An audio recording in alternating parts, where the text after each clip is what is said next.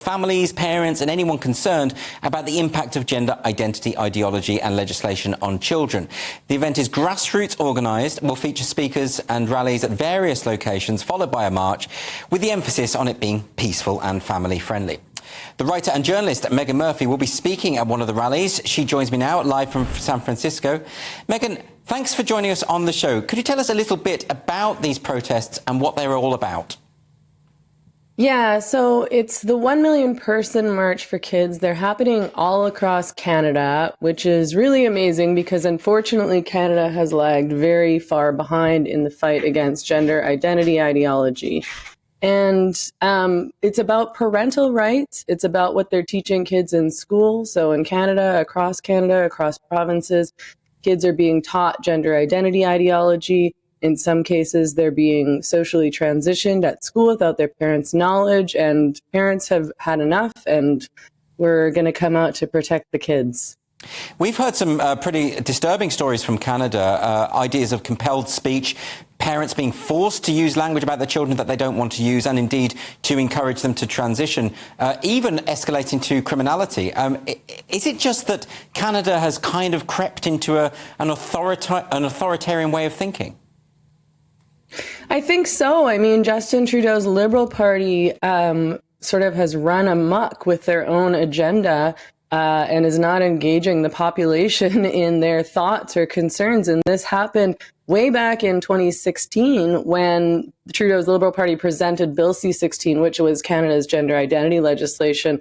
A few of us tried to push back. We were completely ignored and railroaded with this legislation, which became further policies, including things like SOGI, which is the curriculum that teaches kids of all ages in public schools across Canada about gender identity ideology. It teaches kids that every kid has a gender identity. It instructs teachers to ask every student about their pronouns in the classroom.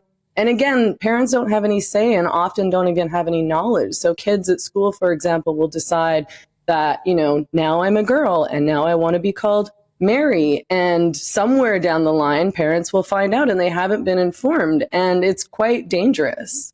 Now, in this country, we have a law that will prevent political indoctrination in schools, although it's not always applied properly. This is a highly contested idea, the idea that we all have an innate gendered soul. So the problem really is that the teachers and people in authority in Canada are teaching this contested idea as though it's fact. Is that right? That's right. And, you know, I see gender identity ideology as akin to religion. This is all really faith-based as far as I'm concerned. So this belief that you could be a different sex on the inside.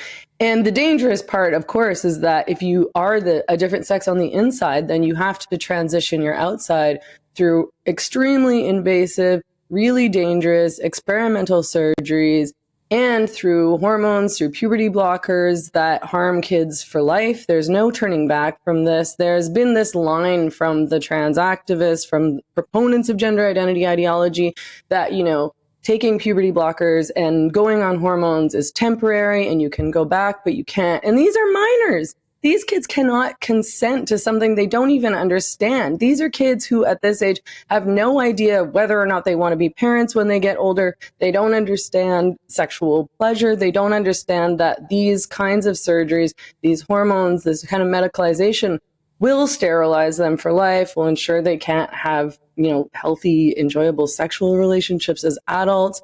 And again, I mean, parents, I'm really grateful to these parents because they're finally banding together to fight back against this. But I would be horrified if I was a parent in Canada with